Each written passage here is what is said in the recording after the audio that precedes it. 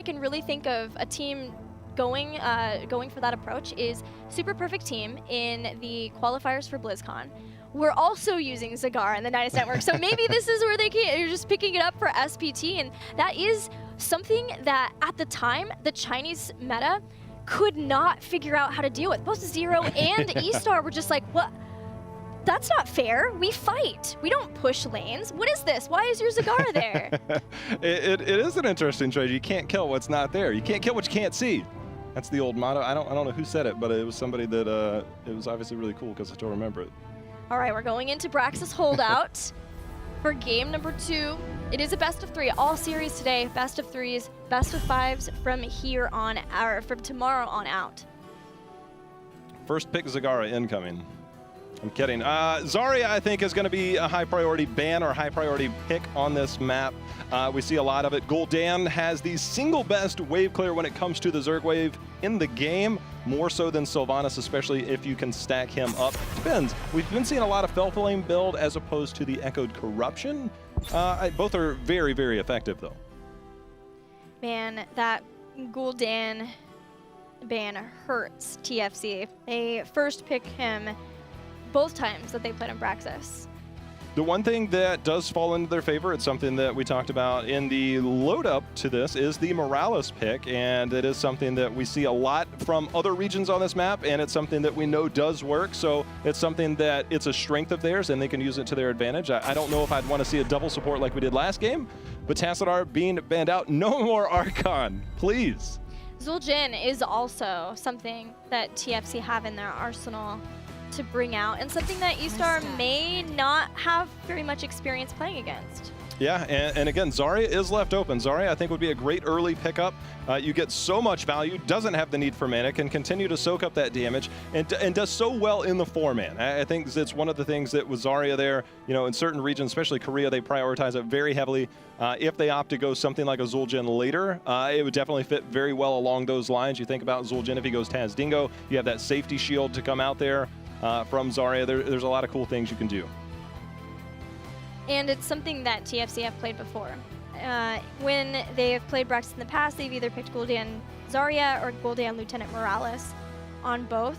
Gul'dan not being the option though, Diablo Morales instead. Okay, well, they love their Morales. That's a high priority, but it leaves open Malfurion, and Malfurion in a 4-man, he has some of the best sustain when it comes to heals, when it comes to keeping his team up with his Innervate. He has great follow-up crowd control with his roots, just an all-around great support. I would be extremely surprised if Malfurion does not get picked up here.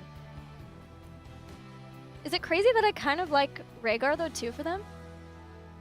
With just how they played Rhaegar last game. If they do more of the same, this jungling, press your opponent's back style. For now, they'll pick up Zarya and Sonya as likely their solo laner. I love the re-entry of Sonya. The recent changes to Sonya have brought her right back into the mix.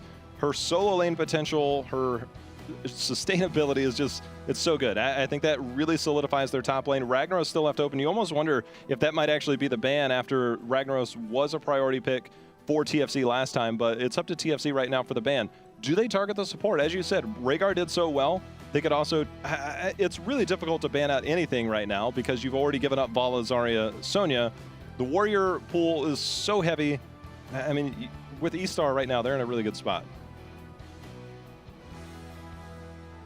Yeah, that is a difficult one for them to try to figure out what to ban. I'm guessing Warrior will probably be it. Maybe ETC, so they don't have to deal with that constant aggression. Ariel instead.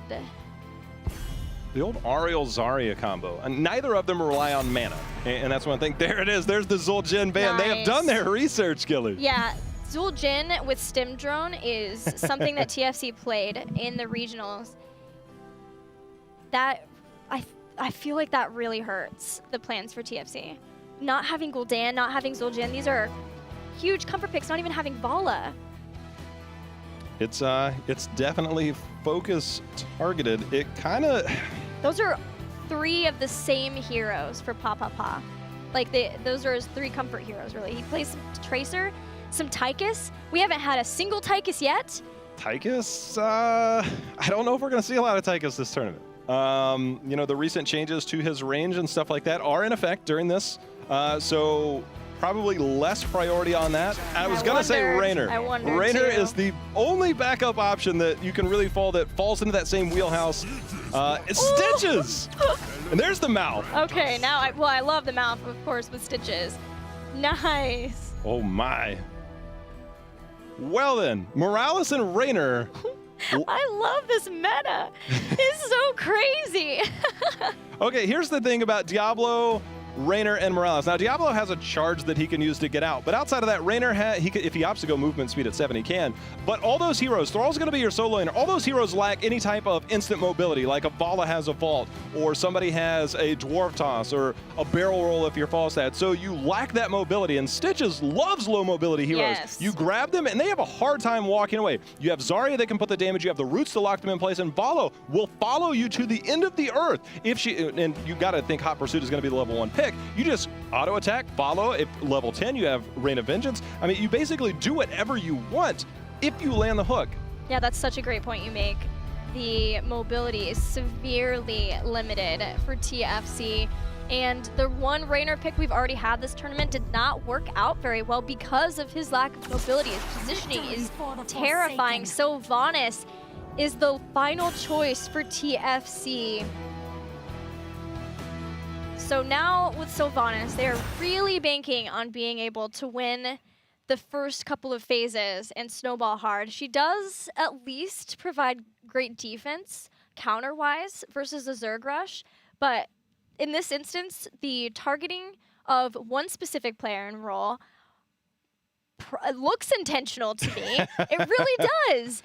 I love how eStar ran that draft. Raynor, gosh, I know everybody's saying Raynor, you know, whatever. Raynor's not terrible. He's a good fallback option. I mean, it's good enough to where the last time we saw MVP Black play against L5, they went Raynor Chromie and felt good about it. I'm not saying it's a bad pick, but when you couple that with Sylvanas, you really got to wonder where your damage is coming from. You can get Sylvanas numbers are always deceiving. You can go Lost Soul at level 4, you spread your Shadow Dagger around, it's really good. But you're going up against a Malfurion who has great sustain. Post 10, if he opts to go Twilight Dream, he has that mana regen. You don't out damage that. The numbers in the end will look good, but Raynor, the focus target there, you have Zarya shields. You're not getting that big AoE damage from this team, and that's going to be very difficult. You know, you've got 12-second cooldown. Zarya can walk up, 8-second cooldown on her own shield. Things like that are going to be very difficult, I think, right, for TFC in their 4-man. I just don't see how this is going to work out really well in their favor. But Sylvanas is one of the ultimate X factors in this game.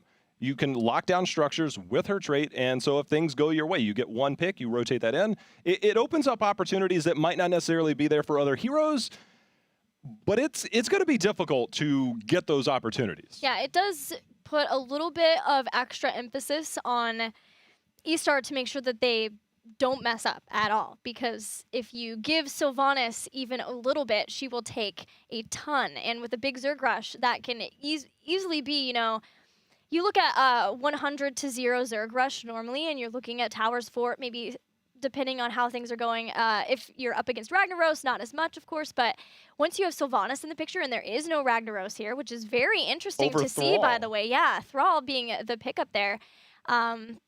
It does put the onus on eStar to make sure they don't mess up. You got to wonder, they played Ragnaros last game, unless they just weren't happy with their performance. Like Thrall, you got to think Ragnaros gets... I don't want to say one hero is necessarily better than the other. Thrall has his own things that he does well. But Ragnaros on this battleground, if you don't win the beacon phase, you always have that Molten Core to fall back on. You have a great solo laner that can help sustain against a Sonya. You have that self-heal. Thrall does too, but Thrall has mana issues early as well. And Ragnaros tends to win out in that I can stay here, plus I can get out. Yes, if you look at the E-talents on both heroes, they get out between Thrall and Ragnaros.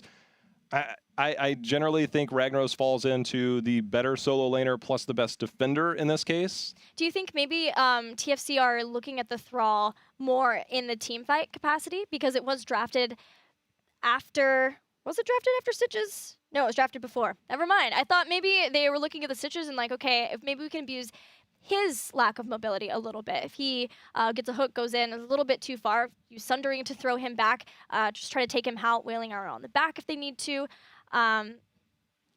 Yeah, I don't know. It is interesting to see that they have opted to go for Thrall over Ragnaros here. You do bring up good points. If they can get the split, and you talk about Mount Varian, if he opts to go Twilight Dream, you have to sacrifice positioning. And if you interrupt that with a Wailing Arrow and things like that, all of a sudden that positioning from Mount Varian becomes a huge deficit to you. You have Zarya is generally going to be that same general vicinity, but those are opportunities that they can make to win team fights, but you have to think the passive approach will probably see particle grenade build coming out from Zarya. Just kind of sit on that back line with Vala, let her do work, you clear the wave, and you continue to push, and that's very hard to defend against. Sylvanas does have good wave clear. 7 is a big boost for her, but Raynor does not have great wave clear. He can inspire, he can use his Q, but it's going to be difficult to win that 4-man. And, we talk about the Zarya effect. That's one of the reasons Korea prioritizes it so highly, is that Zarya is such a great hero. And this battleground in particular, in a 4-man, is extremely difficult to deal with. Does the Stitches pick, you think, change maybe what TFC is known to do with Morales on this map and not allow her to go to Stim Drone for what I would assume to be Raynor, the replacement for Zul'jin? Does she have to go medevac dropship now as a escape? There's not a huge engagement opportunity on the side of eStar, so unless you get hooked, you would have to medevac out, but maybe there's enough burst damage there. I think it'll probably be Stim Drone for that reason, is that generally Morales goes that because there can be heavy engage, her positioning is tough, and she just kind of stays on that back line. And so medevac is kind of that escape option. Unless you get hooked in, their team on the side of eStar doesn't have that heavy engage. Yeah, I think what it's going to come down to for me is whether TFC can get the engages that they would like. They have Apocalypse. They have probably Stim Drone Raynor, and then either Earthquake or Sundering to be able to throw people out of position or slow people down so that they can be chased down by Apocalypse and, again, the Stim Drone. But there's Putrid Bile possibilities on the other side. There's some good zoning routes, and then there's shielding. So if TFC can get that team fight that they're looking for with all of those heroic abilities, then things could look really good. But otherwise, that's going to be a lot of things burned, and eStar's just going to be like, well, we'll see in a little bit. I think that might be exactly how it goes, but I don't know. I mean, TFC, like I said, we talked about their unique meta. We saw that, obviously, eStar did their homework, and they banned out, I almost said Tazdingo, Zul'jin, but we know Tazdingo generally comes there. They banned out, and as you said, it looked like it was quite simply targeted banning. Yeah, I wasn't anticipating that, I guess, from eStar. Maybe another part of the eternal evolution of eStar. Like I said, this team has been around for such a long time, since the start, really, of Heroes of the Storm competitively in China. Different iterations, for sure, but Xing Chen was there from the very beginning. Savage, pretty much there from the very beginning. Here's Savage, one of the youngest players in the Heroes of the Storm scene, too. Well, TFC will have their hands full. They find themselves down 1 game, but Braxis holdout will be here. Again, Thrall over Ragnaros will be something to look out for, as Ostinger will be in that top lane. But can he go pew, pew, pew on Raynor and secure those kills? We see Sylvanas, and we looked back. I briefly mentioned MVP Black the last time they played Braxis holdout in the final week of HGC Phase 1. Is that they went Chromie, and I kind of wonder if Chromie might not have been a bad pick there. You would have liked Chromie instead of the Sylvanas? I mean, where do you really get value out of Sylvanas unless you win the Beacon phase? And winning the Beacon phase with that composition is going to be very difficult. You don't have kill potential. That kill threat is just not there. I don't want to say never, but where do you really get that? Diablo's going to have to sacrifice positioning. He's going to have to go in. Post 10, APOC can really make things happen. Thrall can make things happen. But sometimes by the time level 10 hits, it'll be a little difficult.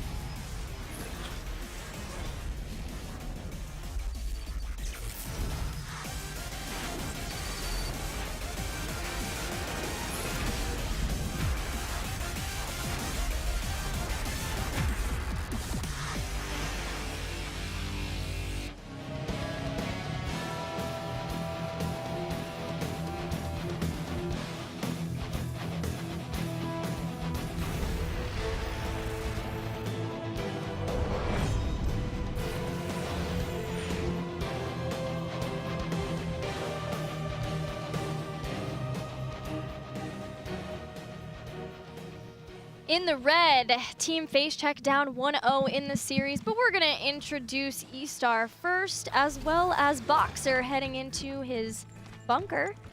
Xingchen playing Vala, Lucian on Stitches, Savage playing Sonya, SW playing Malfurion, and Tiger playing his Zarya. 10 seconds. All right, on the other side, Pa will be on that Rainer. Ossinger on Thrall. Kim, we'll see what he can do on Morales. Garnet Devil will be trying to make things happen on Sylvanas, and KT4 on Diablo, as they're going to try and get a little bit of cheese action going here with Sylvanas. It's almost like reverse psychology, like what if we fake top lane, what if we go top lane? Everybody kind of anticipates, because the natural one is that 4-man bottom lane, as Diablo going in deep there. Hook follow up with the roots, but Kim as Malfurion, it'll be very, very important that the safeguard is ready for whomever gets pulled away like that with the hook. Once again, it's gonna go out, Pa, gets safeguard again. Yeah, And that's gonna be key this entire laning series. Yeah, if you land that and you saw the preemptive roots, that's going to be the theme of it. Preemptive roots, and every time the hook goes out, you try and get that follow-up again.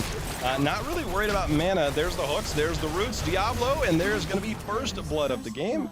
And right on cue, eStar is just like, hey, this is how this game is going to go. Get used to it. 3 for 3 on hooks so far. I'm going to try to keep count because I'm already color me impressed for Lucian's hooks.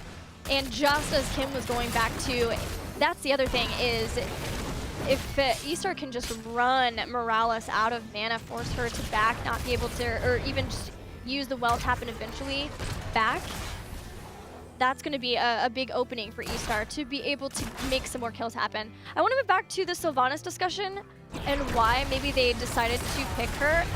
With the area of effect damage fairly reduced, I wonder if that's just the best that they had comfort-wise to be able to defend versus a Zerg push. I mean, there wasn't a lot of options left to them as Thrall ends up going down. But, you know, they're going to send enough members down, but Xingzi at max hatred stacks is just popping off there. And Malfurion going to be able to support him. And down on the bottom, Zarya, pseudo support with those shields. They're going to be just fine without Malfurion. Stitches has self-sustain. Sonya has self-sustain. Not a bad comp here for eStar.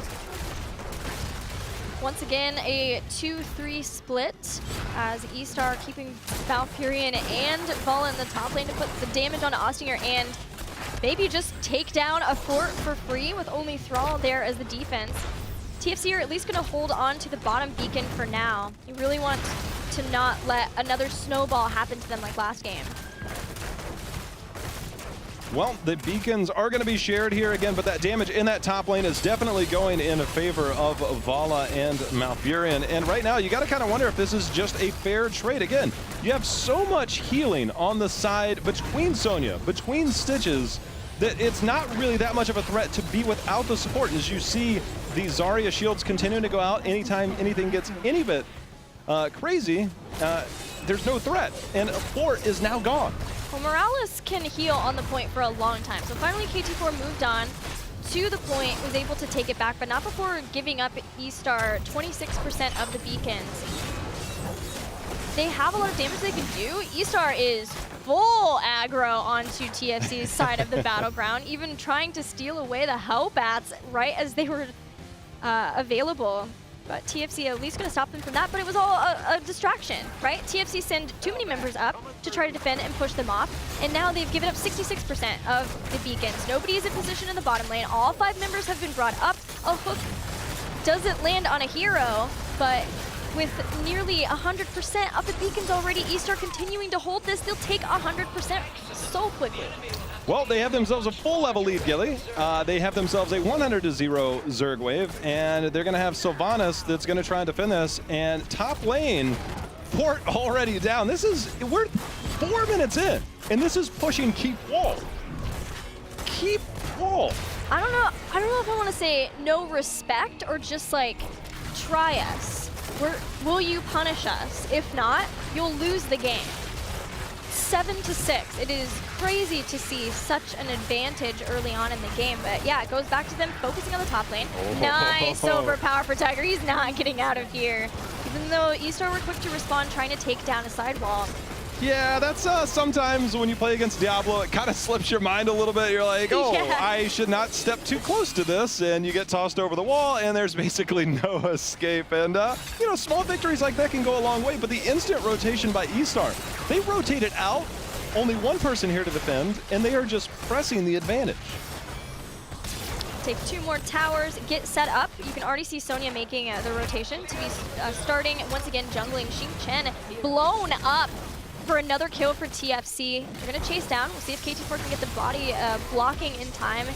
Lucian still having Devour. Gets his self-heal, though. eStar, again, moving into position the minute that they know that the objective is about to go down so that they can keep this constant pressure going. Camp picked up. A little bit of the experience was made up by getting that kill, and then, of course, taking down that wall there. There's the roots on the hook there, but the haunting wave is one of the few mobility things that we talked about that TFC does have to get out of danger. It's nice that TFC have Safeguard in addition to Cleanse, because really, hopefully, that lets them get through 2 hooks, which is a little bit better, and then Safeguard will be back up again. It's difficult, but so far, eStar haven't been grouping together as much. They've just been happily making sure that they keep someone soaking at all times. So the hooks they're really just designed to say, we'll put some damage on, maybe we'll take some mana away, maybe for some Safeguard. If they get the right hook on the right person, like Morales, that could be what turns things around, though. Oh, as Dread would say, just hanging the wrist there, as Diablo somehow able to make it out alive. But the right hook on the right person makes all the difference, and Ostinger, 2 towers. Oh, Diablo comes out of nowhere! From the shadows, Diablo emerges. How did he get that? Okay. Okay, I was like, wait a minute, that's not fair. That is not fair, but Sonya did fall in the end. TFC are getting these kills. They are trying to punish eStar, but it's just not enough. They are at least going to hold on to a beacon for now, but they're just about to be down heroic abilities because of this great early lead that eStar has gained. Yeah, without the heroics, again, post 10, I think TFC, they're going to have a much better chance.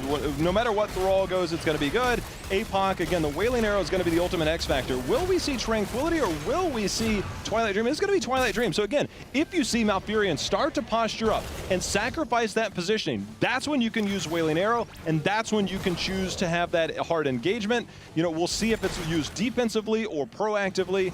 As TFC, they're just trying to get 10 right now. Even as another follow-up too, we've seen teams before after hooks, if they've got the availability to lock it down just for a smidge, just Twilight Dream them, so then they can't use whatever escape or they can't go back in, and just getting the 1 pick is enough for them to have the man advantage. And as we've seen, eStar can make a lot happen when they have a man advantage. Still though, Sonya's holding on. You know what I want to, oh, it's there! We have a leap! Oh, but Papa somehow survives, and now APOC is used right after Sundering, but Stitches is in. KT4 trying to walk away, somehow manages, but Sonya goes down. I'm just so happy about Leap right now. I saw you leaping beside me, I did, Tilly. I got so excited. Sonya's down, but a lot of heroic abilities used. All of them, in fact, for Team Base Check, just to try to defend and not lose, be able to get that kill. There goes a hook again. KT4 dives onto Malfurion, moves back in time. Still a Zerg rush persists. Yeah, and you know, they can't really be too aggressive without Sonya here. And again, you've got Sylvanas to try and get that wave clear. You don't have bad wave clear on the side of TFC when it comes to defending that Zerg wave. And they actually didn't really give up much at all, as both of the towers still stand there on the keep wall. But they now have themselves level 10, and we saw that they can hold their own in a fight. It didn't necessarily go perfect, but they can definitely find ways, as there's the hook and the engagement right away, Gilly. Nice flip, cleanse onto Xing Chen though too to follow up. Savage is Lucian's in a terrible place, but using Putrid Bile to slow down, running away. And he will make it out. Expulsion Zone hits Kim. Leap on the backline too. Garnet Devil in trouble. Garnet Devil down. And Diablo may follow. Yeah, Ostinger in a bad spot as well. There's the hook, and this is going to be more than just that. Safeguard used onto Thrall, but Diablo does fall. Let's see if we have that. Kim! Oh, Zarya again is just draining buckets right now. What is draining buckets? It's a basketball reference. It's like shooting hoops. Okay, sorry. Not caught up with sports ball. I had to ask Dread what hanging the wrist meant too, so. Same thing. It's nothing against you. Level 13 here, 2-level lead for eStar. Checking out the talents, nothing looking too different. We do have the Whirlwind build for Sonya. So she has Hurricane to stop any slows or roots, which is very nice versus Thrall, and then now has the increased life steal. So that moment that we saw earlier where she did eventually get taken out, should that happen again, might just be the difference of her being able to stay alive. Well, TFC finds themselves down again. They're going to continue to fight back. They tend to find themselves right around the beacon phase, just a tad bit shy of that tier advantage. So they're going to have to start finding ways. They're going to have to be aggressive on rotations, but obviously they're trying to just push those lanes back a little bit right now. But speaking of being aggressive, Lucian is standing there. Ostinger walking right through, but Diablo on the backside is going in. But Bala is staying alive for the moment as APOC has been used. Nice roots. The leap goes down. Here he goes. Ostinger taken out. Wailing Arrow hit 2. It will take out Xingqian thanks to the Hyperion, but losing 2 for the 1 just as the beacon started. Mercenary camps in every lane for eStar, and we're sending just enough back. We've got Sonya on top. She'll take 1 Malfurion on another, and Zarya and Stitches can continue to just be annoying along with this mercenary camp and keep TFC back in the base again for as long as they can so that eStar can get this 100 Zerg rush. Well, both beacons are being channeled in the meantime, although Zarya's got to be a little bit more careful. There's the friendly hook there by Stitches. Come here, I got you. But in the meantime, the camp was picked up in the bottom right by Sonya and Malfurion, applying even more pressure. So we're going to have the 100 Zerg wave in the top lane as the camps are going to be defended in the bottom. They have a tough defense, and it's not out of the question right now, Gilly, that if TFC, although a boss is going to join the fight. eStar is terrifying. It's not out of the question this is game. And if one pick happens against TFC, you best believe it. Hyperion still 25 seconds away. That is a long time. APOC 15 seconds away. Sundering. We'll see. This keep is gone, but you cannot afford to give up a kill. All right, there goes the hook. Roots as well. KT4 dodging those. Gets back, but it bought some time. And Xingqian working on taking down this keep. The boss is right behind them still too. Like you said, there's no 16, so at least it's an even talent tier for Team Face Check. Hook misses. They have Hyperion. You can use that as a defensive tool. It is hard to engage into that, and here comes the APOC, but the cleanse is there. Hyperion is up as Expulsion Zone has been used, and they are re-engaging. Pa, still continuing to pressure, but they are going to have to defend against the boss, which is now on their core. Hook, Roots, KT4 endangered. He gets taken out, leap in, a second kill.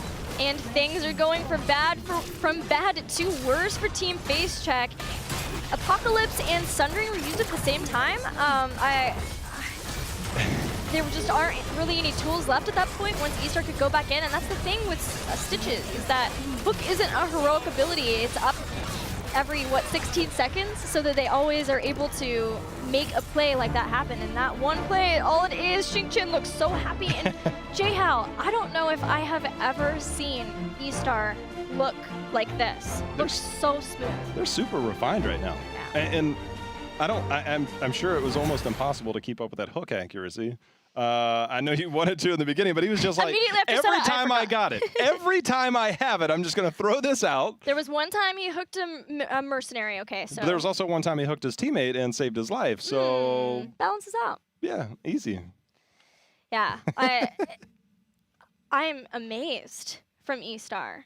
And it's like they took the game that I was expecting Team Face Check maybe not to be able to play, because eStar is such a strong team already. But they took that game and they turned it on its head and did it even better, fluidly, amazingly well. Yeah, I mean, I want to put things into perspective is that TFC, nothing to take away from them, but eStar, I want to see them against a tougher opponent, which they will next round. But eStar, if they can take those type of mechanics, that type of macro strategy, and capitalize on what they already did well, that we've known them to do well for a very long time, the rumors that we heard could be very much true on whether eStar could be one of the favorites coming in here. And Xingchen is a huge reason why. His Vala play, I think, was the one at BlizzCon that everyone was alluding to, talking about, as well as SCSC. Obviously, at that time, good Vala players were lauded. But we saw his Greymane, his Vala. I can't wait to see what else Xingchen has available, what he's going to bust out in drafts. eStar moves ahead. That's our first Chinese team available to move on to the next round of this tournament. We only have one series left in the first series, but we still have 3 series left today, 3 more best of 3s. Yeah, I mean, you've got that second chance, and we'll have that in the lower bracket after this top part of the bracket concludes, which we're 3/4 of the way through. I'm excited about it. I mean, right now, there's just been pretty much what we expected, mixed in with a little bit of question marks on some of the earlier series. Yeah, the meta, the heroes that have come up have surprised me so much. From what seemed like it wasn't this groundbreaking patch. It wasn't even the Probius patch, right? It wasn't this thing where, okay, now we're bringing in a whole bunch of armor and changes and a new hero. This was Tychus changes, Tassadar changes, Varian changes, Murky changes. And yet, but I don't know if it's that or if it's like China, right? China hasn't been playing for a long time. All of a sudden they come in, they're like, look at what we can do. I mean, you have that to your advantage. Like, hey, you guys haven't got to see us play in a long time. So surprise, like, here's some stuff that we've been practicing for a couple of months. But again, the changes and everything, it does add. It's one of the things about heroes that you got to love, right? Like, the game is kept up to date. Things change, and healthily so. And I think right now, everybody is enjoying what we're seeing here, including me. Stitches, gosh, I mean, Western region, GPL, Eastern region, Lucian, I think they have like 90% hook accuracy. I don't even know. I hope somebody's keeping track of this. And 6 from Zero Panda was rocking the Stitches too. I think it was at Gold Club World Championship. But that we've now seen 2 of our Chinese teams. We've seen 2 of our Korean teams. The next match will have 1 from each. Super Perfect Team versus MVP Black right after this.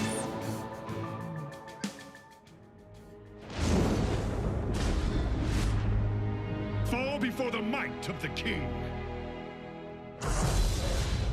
Varian Rin, father, warrior, king. After the desolation of the Second War, Varian returned home with his people and rebuilt the nation of Stormwind. Years later, a plot against the crown would take him away from his homeland.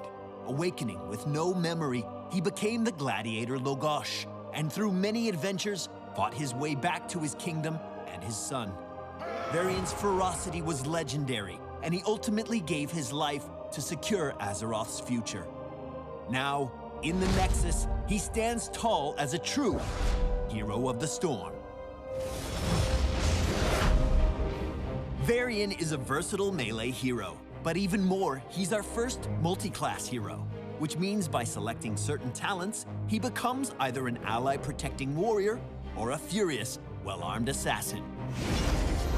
Varian's trait, Heroic Strike, automatically empowers a basic attack to deal extra damage. Once used, each of his basic attacks lower Heroic Strike's cooldown by a small amount. Varian's first ability, Lion's Fang, unleashes a shockwave that slows and deals damage to enemies along a straight line. His parry ability nullifies incoming basic attacks from enemy heroes. It lasts for a short period and holds up to 2 charges. Like all warriors, Varian is known to charge fearlessly into battle. Upon activation, he rushes towards his enemy, slowing them and dealing damage. Varian has 3 different heroic options reflecting each of the warrior specializations in World of Warcraft. Each heroic has a passive effect and will alter his health, damage, or attack speed when chosen. His first heroic, Taunt, is a versatile defensive ability. When activated, Varian calls out a nearby enemy hero, forcing them to attack him for a short period. Next is Colossus Smash.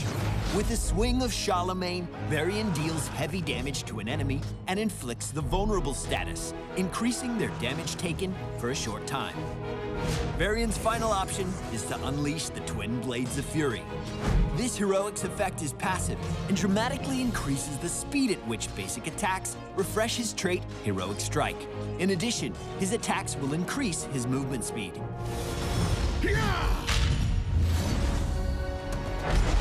Varian's heroic defines his playstyle. The Taunt heroic makes Varian a warrior for his team by increasing his health, but lowering his attack speed. Taunt enemies to force them to attack Varian, then activate his parry ability and negate their attacks. Use Taunt to lock down foes and give your team a chance to secure a kill.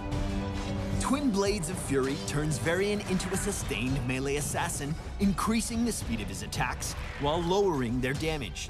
Stick to enemies using his Charge and Lion's Fang abilities, and his blades will do the rest. Colossus Smash makes Varian a powerful burst assassin by increasing the damage of his attacks, but it will also lower his total health. Colossus Smash inflicts the vulnerable status along with its damage, so with a little coordination, this single swing from Varian can turn the tide of an entire fight. Varian isn't only about heroics. His talents bring an incredible amount of utility to the battle. At level 13, he can select between 3 banners that buff nearby teammates. He can grant bonus movement speed with the banner of Stormwind, decrease the damage allies take with the banner of Ironforge, or increase ability power with the banner of Dalaran. Select talents that counter your enemy's tactics. Mortal Strike, for example, can shut down a strong support. Facing a lot of enemy shields, take Shattering Throw and break them down. As the first multi-class hero, Varian brings a new way of playing to Heroes of the Storm. Since his role is decided through your talent choices, your enemy will never truly know what your plan is until you're facing off on the field of battle. The High King of the Alliance will arrive soon, bringing a whole new level of strategy with him. Excited for Varian and our BlizzCon reveals? Let us know in the comments. Don't forget to subscribe to Heroes of the Storm here on YouTube, and we'll see you in the Nexus.